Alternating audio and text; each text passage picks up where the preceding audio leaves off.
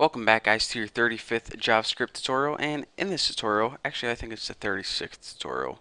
Anyways, in this tutorial, I'm going to be going over the math object. Now, just like the array object we saw in the last few tutorials, the array object had built-in properties such as length, and it also had built-in methods such as sort and push, pop.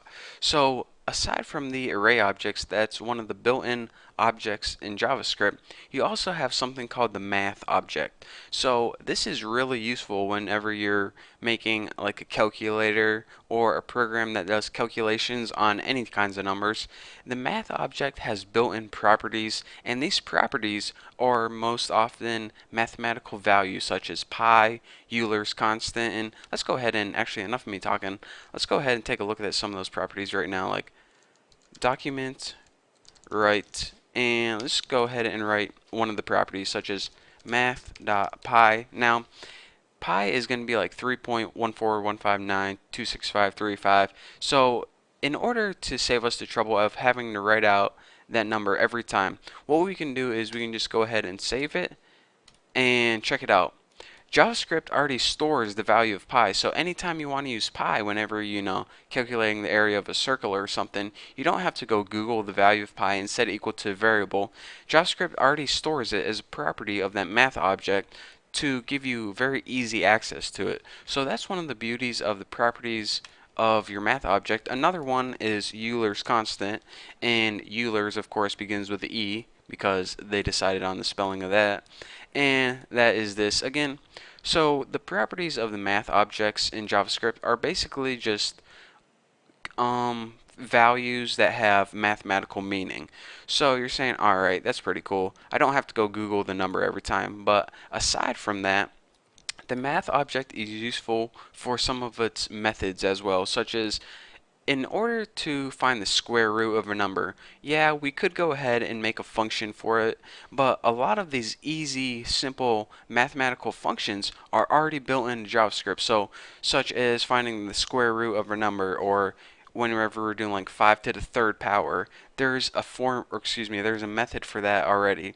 And if we wanted to make a function for rounding up or rounding down, we could use a built-in math method for that as well. So let's go ahead and make a program that allows the user to enter a number, and it calculates the square root of that number. So again, like I said, we can go ahead and create our own function for finding the square root, but why do that when we can use one of JavaScript's built-in math object methods? So let's go ahead and make a variable and set it equal to n, and this will be equal to the number that the user enters. And in order to do that, we need to give them a prompt box, aka a space to enter a number.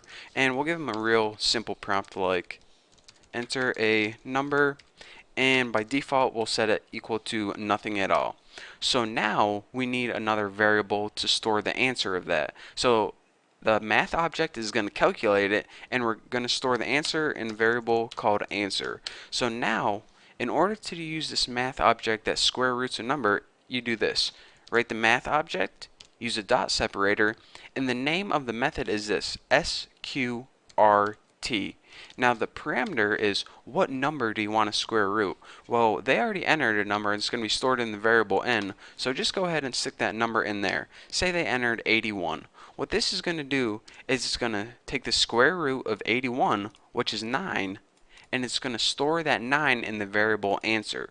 So now all we have to do is print out their answer. So we can, document write it, but let's go ahead and make an alert box because we already have a prompt box that pops up. An alert box, what do you know, make the feel of the program a little more natural. So now let's just go ahead and write something like the square root of, and now we would just go ahead and write n since that was the original number. Then just go ahead and write like is answer. So now it's going to, well, let me go ahead and run it and then I'll talk you guys through it one more time. So it's going to say enter a number and just go ahead and type in like 16, press OK, and it's going to say the square root of 16 is 4. Simple enough. Let's give it a harder one to, make sure it's running correctly. Enter number 144. Okay, the square root of 144 is 12. Working perfect. So basically, the program works like this. You give it a prompt box, and the user enters a number such as 144. Now 144 is stored in the variable n, so it takes that value of 144, finds the square root of it using this built-in square root method, and it stores the answer, which is 12, in the variable answer. And then last but not least, it just says the square root of 144 is 12. There you go. So as you can see, using this little, 8 characters of code and whatnot is a lot more simple than having to write our own square root function and then calling our function and then making sure that they, enter the right values and yada yada yada.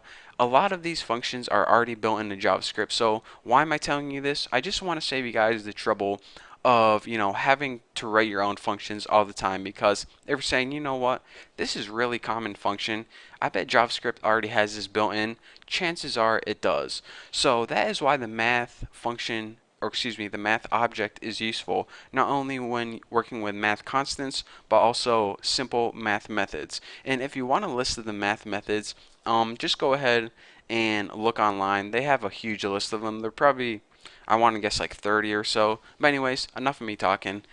That is all I'm going over for the math object. So thank you guys for watching. Don't forget to subscribe, and I'll see you guys in the next tutorial.